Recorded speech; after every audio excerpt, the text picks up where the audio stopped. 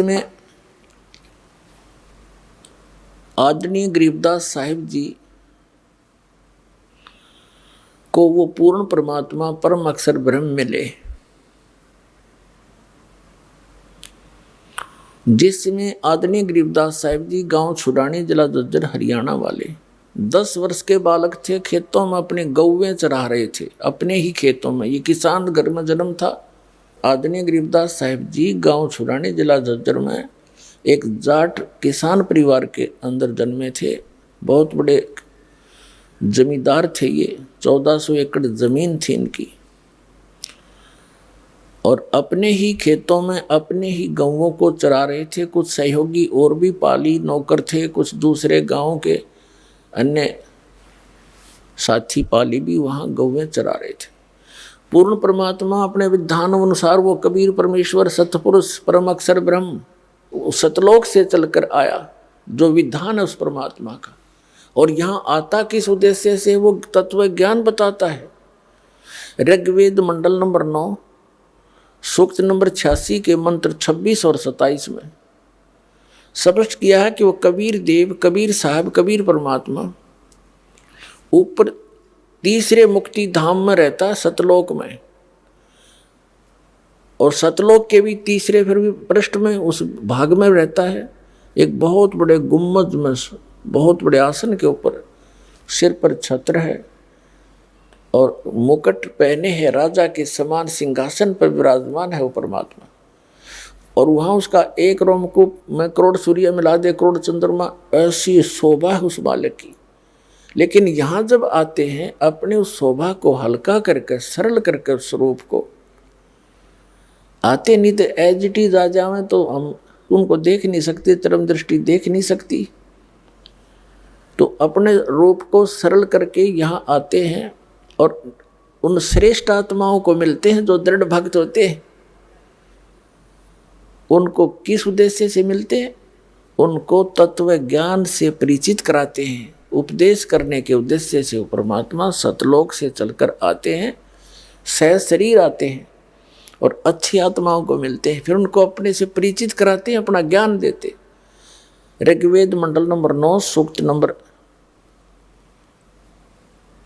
86 के मंत्र 26 और 27 में, ऋग्वेद मंडल नंबर 9 सूक्त 82 के मंत्र 1 से 3 में, ऋग्वेद मंडल नंबर 9 सूक्त 94 के मंत्र 1 में, 94 के 1 में, ऋग्वेद मंडल नंबर 9 सूक्त 95 के मंत्र 2 में, ऋग्वेद मंडल नंबर 9 सूक्त 1 मंत्र 8 और 9 में, ऋग्वेद मंडल नंबर 9 सूक्त 20 मंत्र 1 में, ऋग्वेद मंडल नंबर 9 सूक्त 96 के मंत्र 16 से लेकर 20 तक। और भी अनेक स्थानों पर भरे पड़े हैं कबीर परमात्मा की महिमा से वेद। क्योंकि परमेश्वर ने धर्मदास साहिब जी से कहा था कि धर्मदास, ये वेद मेरा भेद है, पर मैं ना मिलूं वेदन के माही, और जौन वेद से मैं मिलूं ये वेद जानते नहीं। ये चारों वेद मेरी महिमा का गुणगान करते हैं, लेकिन इस वेदों में वर्णित विधि से मेरी प्राप्ति नहीं हो सकती। मेरी प्राप्ति जिस वेद से होगी वो वेदों वर्णन नहीं है, वो वेद जानते नहीं। वो कौन सी है? जो गीता जी अध्याय नंबर 4 के श्लोक नंबर 32 में कहा है कि वो सच्चिदानंद घन ब्रह्म की वाणी में वो कंप्लीट ज्ञान है भगवान के पाने का, और सभी धार्मिक यज्ञों की यथार्थ जानकारी है।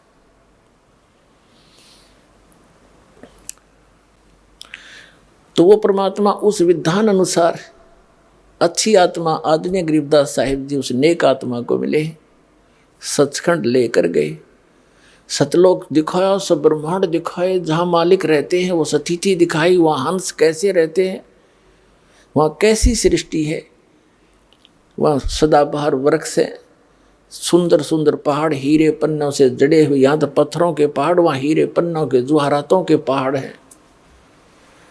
और किसी चीज़ का अभाव नहीं, वहाँ कोई पदार्थ खराब नहीं होता। जैसे गंगा जैसी दरिया, वहाँ पर अमृत सरोवर भरे पड़े हैं।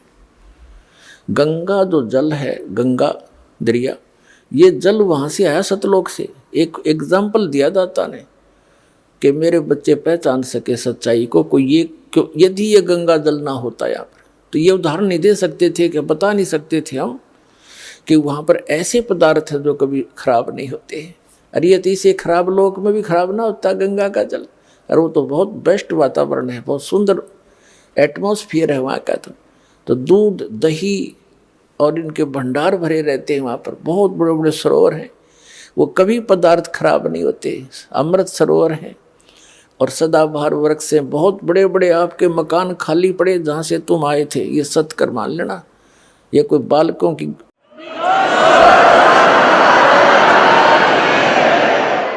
ये किसी डूम बाट की बनाई स्टोरी नहीं है, खुद भगवान की बताई अमर कथा है। और जिन महापुरुषों ने सचखंड और सतलोक को देखा और आंखों देखा वर्णन उन महापुरुषों ने किया, और ये दास पर जाकर रखी मालिक थे। तो ये सत्कर मान लेना, जो दास शब्द बोलेगा सारी साची होंगी। अभी तक सब बकवास कर रखी इन संतों ने।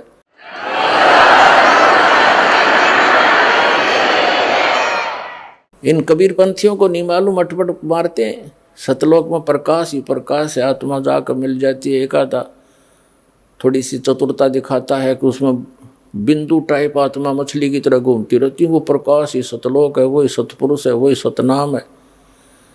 वो ये है वो नकली कति। अब देखना सच्चाई सामने आएगी। परमात्मा ने कहा था कि 33 अरब ज्ञान हम बोलिया, ज्ञान हम बाखा, और मूल ज्ञान हमने छुपा कर रखा। वो मूल ज्ञान ही दास को दिया है पुण्यात्माओं, अभी तक ही छुपा कर रखा था। और पूरे इतने मोटे मोटे कबीर सागर भी लिखा हुआ है, उसके अंदर भी भरा हुआ है, और उसे हटकर भी ज्ञान दास को दिया, जो महापुरुषों की वाणी में दास ने निकाला। तो जो प्रसंग हम कर रहे थे कि बहुनाम जन्मानाम अंते ज्ञानवान माम प्रबद्धते वासुदेवम सर्वमिति स महात्मा सुदुर्लभ है। इस प्रसंग को बताते हैं हल करने के लिए। जब परमात्मा वहाँ आए, गरीबदास जी को मिले, तो पालियों ने कहा था कि महाराज भोजन पालो। कबीर परमेश्वर एक साधु के रूप में थे, वो परम अक्षर ब्रह्म जिंदा महात्मा के रूप में। परमात्मा ने कहा था कि भाई मैं भोजन नहीं खाता, अपने गांव से छक के आया हूँ मैं, सतलोक से। तो उन्होंने हट किया था कि जी दूध तो पीना पड़ेगा, हम अतिथि को ऐसे जाने नहीं देंगे। तो परमेश्वर ने कहा था भाई मैं कुंवारी गाय का दूध पिया करूं। अगर अतिथि सत्कार करना चाहते हो तो कुंवारी गाय का दूध पिया करूं, मैं पिला दो। तो बड़े बड़े पाली थे 50-40 साल के, वो कहने लगे बाबा जी तेरी नींद को ना दूध पीने की बकवाद करते हो, आप तो मजाक करते हो हमारा। गरीबदास जी 10 वर्ष के बालक थे, उनकी एक प्रिय बछिया थी गाय कुंवारी, उसको पकड़ लाए और कहने लगे महाराज जी दूध कैसे देगी, बच्चा तो है नहीं, इसको जन्म तो इसे माँ तो बनी नहीं है। तब कबीर साहब ने कहा कि कोई पात्र है तुम्हारे पास जिसमें दूध निकाल लाएंगे। गरीबदास जी लाए एक 5-6 किलो का वो मटका है, छोटा सा गड़ा बरोला, और कहा इसके नीचे रख दे भाई, साफ कर रखा है, अकांती साफ कर रखे, इसके सतन के नीचे कर। गरीबदास जी बालक थे, पकड़ कर बैठ गए। नू अब देखेंगे बाबा जी दूध कैसे निकालेगा। परमात्मा ने थपकी मारी बछिया के, लंबे लंबे सतन हो गए और धार चल पड़ी दूध की, और पात्र भर के बंद हो गया। अब कबीर साहब को दे दिया, अगले बाबा जी पी लो आप। महाराज जी आधा कबीर परमेश्वर जी ने पी लिया, फिर से छोड़ दिया, अगले बच्चों पी लो, ये अमृत है, यहाँ का नहीं है, ये सतलोक से आया मेरे गांव तक। इब और पाली थे, वो तो उठकर चले गए, कहने लगे तू पता नहीं किस जाति का है, और फिर तने क्या बेरा जादू जंतर करके बछिया कुंवारी बछिया से दूध निकाल दिया, हम ना पीवा तेरे जादू जंत्र के दूध को। वो तो उठकर चले गए, वहाँ से स्थान छोड़ गए जहाँ वो बैठे थे, एक जंडी के नीचे, वो वृक्ष को ही छोड़कर चले गए, दूर जा बैठे। अब गरीबदास जी महाराज वो नेक आत्मा, वो श्रेष्ठ आत्मा जिसके लिए मालिक आए थे, वो बोला ला महाराज जी आपका ये जूठा दूध कद कद मिला, हमने गट गट पी गए, जितना पीना था बाकी रख दिया। अब फिर परमात्मा ने उनको समझाया बेटा तुम यहाँ के रहने वाले नहीं हो, पूरी सारी ऊपर की जानकारी दी। तब गरीबदास जी ने कहा महाराज ये ज्ञान तो अब आज तक किसी ने बताया नहीं हमारे को। वो स्थान कैसा, जैसे बच्चे की जिज्ञासा बन जाती है प्रबल। तो तब परमात्मा बोले चल मैं ले चलता हूँ। शरीर वहीं रह गया, वो जो ओरिजिनल वस्तु को ऊपर ले गए, आत्मा को। सारे ब्रह्मांडों से परिचित कराया, ब्रह्मा विष्णु महेश जी की स्थिति दिखाई, उनके लोक दिखाए, उनसे वार्ता करवाई। यहाँ के न्यायाधीश धर्मराज से मिले जा करके, और धर्मराज करबद्ध होकर के कबीर परमात्मा उस जिद्दा महात्मा के सामने खड़े हो गए। तो गरीबदास साहिब जी देख रहे हैं कि इस बाबा जी में तो बहुत बड़ी शक्ति, यहाँ के भगवान भी हाथ जोड़े, और यहाँ का यो बड़ा अफसर है, यो भी हाथ जोड़ के खड़ा हो गया, जो लेखा जोखा करता है। फिर सचखंड लेकर गए परमात्मा, काल को दिखा के, देख बेटा यहाँ खाता है 1 लाख जीवों को भून गए, या तपस्या इसकी, और वो बैठा वो ब्रह्म सरपुरुष काल, जो कहता है मैं कभी किसी के सामने नहीं आता, अपनी योग माया से छुपा रहता हूँ। गीता जी अध्याय नंबर 7 के श्लोक नंबर 24 और 25 में। तब परमात्मा उसके सिर पे पैर रख के उस काल के गरीबदास जी महाराज को ऊपर लेके गए, 11वें द्वार में प्रवेश किया। 11वां द्वार इस अक्षर पुरुष पर ब्रह्म के लोक में प्रवेश करता है, और उसके लोक को पार करके जब 12वां द्वार पार करते हैं तो सतलोक आ जाता है। 12वां द्वार पार करके सतलोक में गरीबदास साहिब जी को परमात्मा लेकर गए। वहां गरीबदास साहिब जी क्या देखते हैं कि वही महात्मा जो नीचे तक गया था उनके साथ है, और ऊपर क्या देखते हैं कि एक बहुत बड़े गुम्बज में, बहुत बड़ा मंदिर नुमाए गुम्बज है, सुंदर सफेद, बहुत लंबा चौड़ा। उसके बीच में एक सिंहासन है, सुंदर सिंहासन, रत्न जड़े हैं सफेद सफेद उसके, और उस पर बहुत सुंदर वस्त्र बिछे हैं। वहाँ उसके ऊपर परमात्मा विराजमान है। शकल दोनों की एक जैसी है, जो नीचे से गई वो भी और वो बैठे वहाँ पर। जो सिंहासन पर बैठे थे राजा के समान, ऊपर छतर, सिर पे मुकुट, और उनके एक रोमकूप में करोड़ सूर्य मिला दे, करोड़ चंद्रमा, ऐसी रोशनी थी। अब नीचे से जो वही परमात्मा गए थे जिंदा महात्मा के रूप में गरीबदास साहिब जी को साथ लेकर के, वहां से उठाकर चंवर अपने ही उस दूसरे रूप पर डबल रोल में चंवर करने लगे। गरीबदास जी ने सोचा कि भगवान तो यूं होगा जो तख्त पर बैठे सिंहासन पर विराजमान है, और बाबा जी इसका कोई नौकर होगा। और भाई वो तो बहुत सुंदर स्थान, यहाँ तो ये शायद कभी देखा ही नहीं हमने। वो हो यहाँ तो सारे हरे बड़े सुंदर सुंदर वृक्ष हैं, बड़े सदाबहार फल लगे हुए हैं, और भगवान बहुत सुंदर हैं। इसके शरीर में कितना प्रकाश निकल रहा है, नर आकार है मनुष्य सदृश। तो फिर क्या होता है कि जो सिंहासन पर विराजमान थे वो परमात्मा, अनंत कोट ब्रह्मांड के स्वामी के सिंहासन पर परमात्मा यानी खुद ओवरऑल कंट्रोलर के रूप में, वासुदेव रूप में विराजमान थे। वो खड़े हुए, और नीचे से जिस रूप में जिंदा महात्मा के रूप में परमात्मा थे, वो उस सिंहासन पर विराजमान हो गए, सबके कंट्रोलर के उस सिंहासन पर। और वो तेजों में शरीर खड़ा हो वाला भगवान खड़ा होकर के चंवर करने लगा। उस सिंहासन पर विराजमान जिंदा महात्मा के ऊपर, जो नीचे से गए थे, वो तो ऊपर से भी गए थे, नीचे, नीचे से ऊपर आए थे। तो गरीबदास जी सोच ही रहे थे कि ये क्या भाई, इस बाबा जी पर भगवान नौकर की तरह सेवा कर रहा है। इतने में क्या देखा कि वो तेजों में शरीर और जिंदा महात्मा यानी कबीर परमात्मा के शरीर में समा गए। ओनली अकेले कबीर परमात्मा, वो जिंदा महात्मा वाला रूप ही अनंत कोट ब्रह्मांड के स्वामी के सिंहासन पर विराजमान थे, यानी वही मालिक हैं। वो डबल रोल कर रहे थे। गरीबदास जी चरणों में गिर गए, हे भगवान, आप तो भगवान हो, अरे मुझे बका रहे थे, आप बाबा जी नहीं हो, आप परमात्मा हो। इतने में क्या हुआ कि पूरे शरीर का उतना ही नूर हो गया जितना पहले था।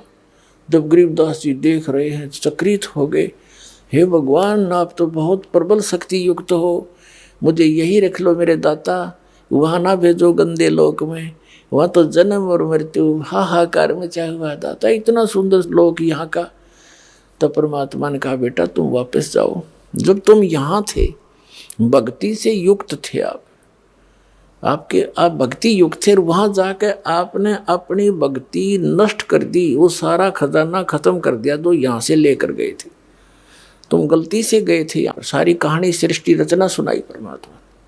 अब उधर से क्या होता है कि उस देर के बाद 2-3 घंटों के बाद उन दूसरे पालियों ने देखा कि भाई वो गरीबदास बालक कहाँ है,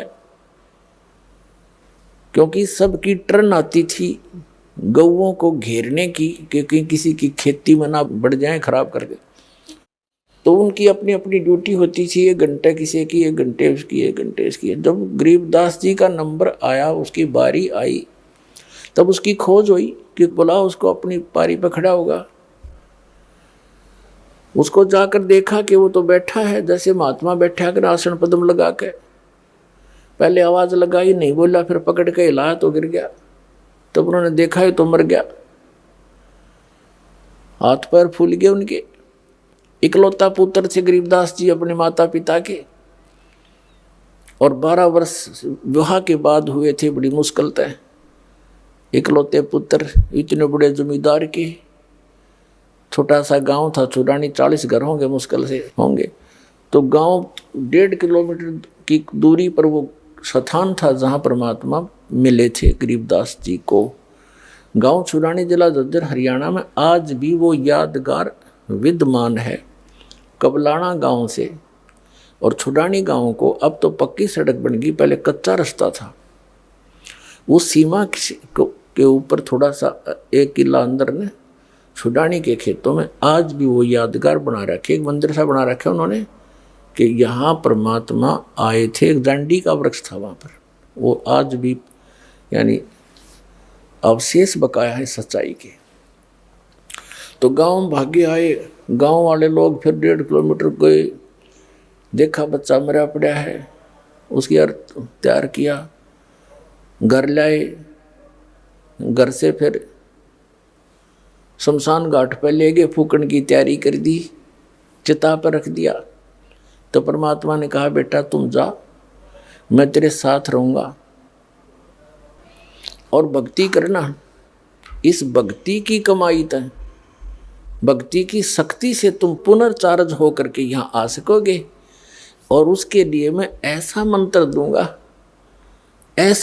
दूंगा कि एक बार ऐसी विधि बताऊंगा, पर ये अभी डिस्क्लोज ना करना, तू खुद भक्ति करना। से एक सतनाम दूंगा 2 अक्षर का, जिसमें एक ओम मंत्र है, एक गुप्त है, ये दास बताएगा केवल उपदेशी को।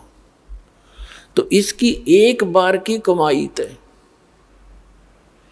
एक बार की कमाई तय, एक श्वास उस श्वास की के सिमरण तय इतनी कमाई बन जाएगी कि यहाँ के एक ब्रह्मांड में 14 लोक होते हैं। कहते 14 लोक भी उस एक दूसरी तराजू में रख दे, ताखड़ी में, एक पलड़े में, और एक तरफ रख दे इस एक सतनाम के सुमरण की कमाई वैल्यू। और 3 लोक, ये पृथ्वी लोक और तेरा पाताल और स्वर्ग लोक दर्दे पास सिंह, यानी जिसकी कोई खाता ही नहीं किसी, वो तो सौदे में कोनी उस साइड में रख दी जाती है पास सिंह। और तो ना तुले तुलाया राम रंग हरी हो। अब गरीबदास जी कहने लगे भगवान जो आपकी आज्ञा, और कहा तुम जाकर समझा जनता को, मेरा गवाह बन बेटा, तेरे भाई बहन वहाँ कितने कष्ट उठा रहे, सारा जीवन खो देते हैं माया के पीछे, पेट के लिए, जीविका पूरी नहीं होती उनकी। और यदि वो मेरी भक्ति करे तो उनको जीविका भी सुथरी दूँ, उनको सुख भी दूँ, उनकी आयु भी बढ़ाऊँ, काल को निकट नहीं आने दो बेटा, तुम ये सत्कर मान लेना। तो गरीबदास जी तो आंखों देख चुके थे, धर्मराज जैसे खड़े होकर हाथ जोड़े जिस परम पिता के आगे, 3 औरों की औकात उसके सामने क्या बुनियाद। वो पक्के आंखों देखी परमात्मा की महिमा ग्रहण करके और वापस भेज दी वो आत्मा गरीबदास साहिब जी की।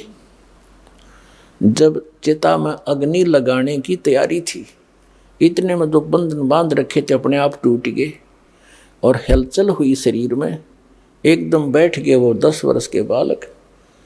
और जिस लोक से आए थे वो यहाँ था ही नहीं, एकदम वो चोर भौर से हो रहे थे कि मैं कहाँ आ गया।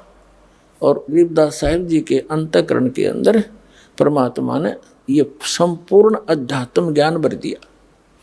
जैसे एक मोबाइल से दूसरे मोबाइल में 10 घंटा का भी प्रोग्राम नो फैक्स हो जाता है, दूसरे से लोड हो जाता है बगैर किसी वायर के।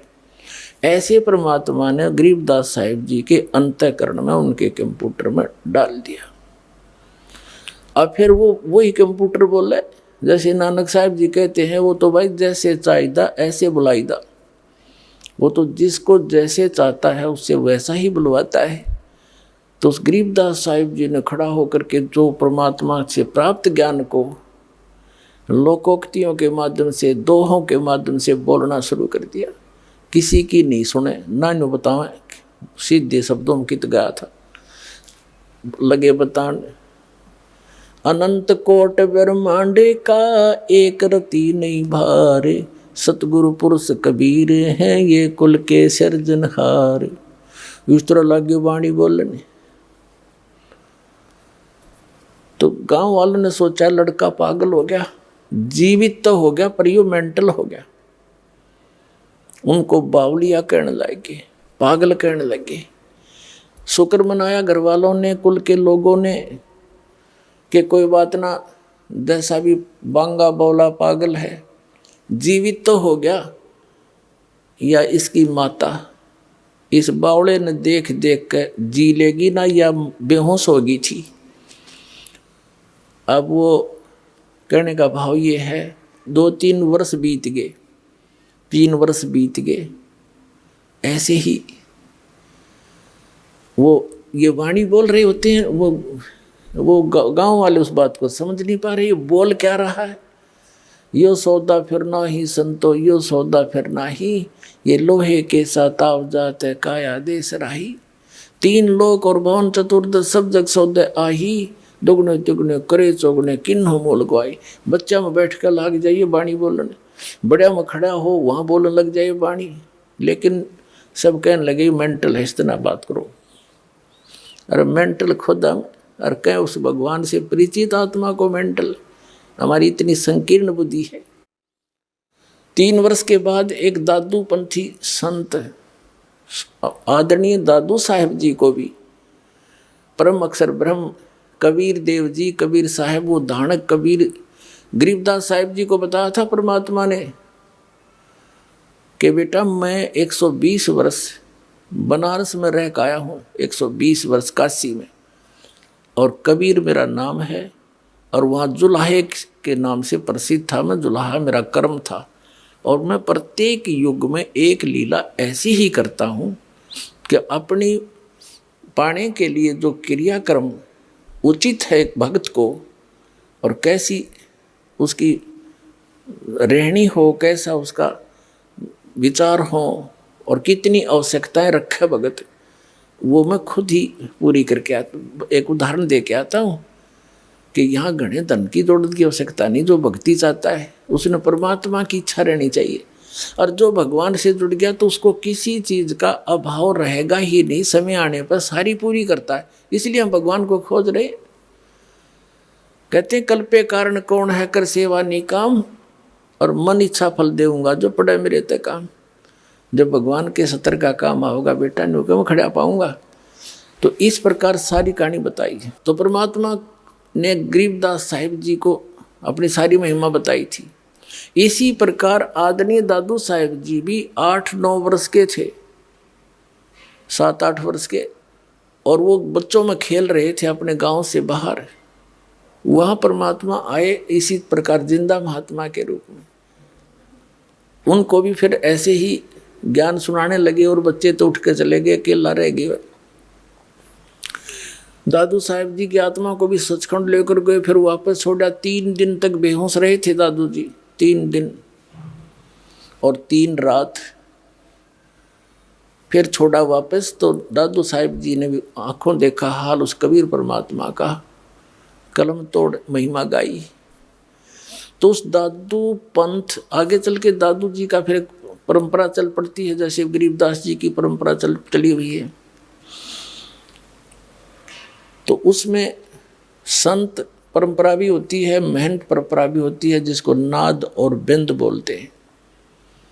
तो नाद परंपरा से गोपाल दास नाम के एक साधु थे दादू जी की परंपरा से, और वो वैश्य थे, जाति के बणिए थे।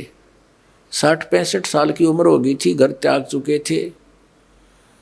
अपना अंतिम समय परमात्मा के चरणों में बिताने के लिए वो दादू पंथ के ही से दीक्षित होकर फिर भ्रमण करते रहते थे, अपना ज्ञान का प्रचार करते रहते थे। और छुडानी के अंदर एक व्यक्ति उनका शिष्य था। वो गोपाल दास जी उस छुडानी वाले शिष्य के आगे वहाँ पर रुक गए, रुका करते 1-2-4 दिन। तो उस छुडानी वाले भक्त ने कहा कि महाराज जी, हमारे एक बहुत बड़े जमींदार का लड़का और ऐसे ऐसे पागल हो गया, सारी कथा सुनाई और बताया महाराज जी कहते हैं संत की विद्या को संत ही कैंसिल कर सकता है। तो उस बच्चे को जादू जंत्र का दूध पिला दिया, मंत्र का, वो पागल हो गया, मर गया था, तो पता नहीं कैसे सांस वापस आ गई। आपकी रजा हो तो कृपा कर दो उसको, वो ठीक हो जा, पागल हो गया। तो दादू पंथी संत गोपाल दास ने कहा कि बुलाओ। वो थोड़े बहुत भूत बात झाड़न के झाड़े जाने था। उस व्यक्ति गया वहाँ गरीबदास साहिब जी के घर पे उनके। अब गरीबदास साहिब जी अपने नाना के वहाँ रहा करते थे, छुडानी में उनके नानका थे, क्योंकि उनके पिताजी वहाँ घर जमाई रहा करते थे। गरीबदास साहिब जी का कोई मामा नहीं था, यानी उसकी माँ का कोई भाई नहीं था, जिस कारण से सारी संपत्ति के वारिस उनके पिताजी के बाद वही थे अकेले। तो उनके नाना जी जीवित थे, बहुत बड़े जागीरदार थे। वहाँ जाकर के उसने कहा, उस भक्त ने व्यक्ति ने कहा, चौधरी साहब हमारे घर एक संत आ रहा है और वो न्यू कहे इस लड़की के लड़के ने वो ठीक कर देगा, संत की विद्या संत करा करें ठीक। यह बात उनका भी समझ में आ गई। उसका नाम शिवलाल था, गरीबदास जी के नाना जी का। 5-7 बड़े बड़े मौजूद से व्यक्ति इकट्ठे होकर गरीबदास साहिब जी को साथ लेकर, बालक को 13 वर्ष की आयु के थे गरीबदास जी उस समय, और गोपाल दास संत के पास ले गए और कहा महाराज दया करो, यू बालक ठीक हो जा, ये तो पागल हो गया, पता नहीं क्या क्या बोल रहा है, सारा दिन रुकता ही नहीं। हम पूछे हैं बात, यू बोल रहा है पता नहीं के गीत से गाता रहता है।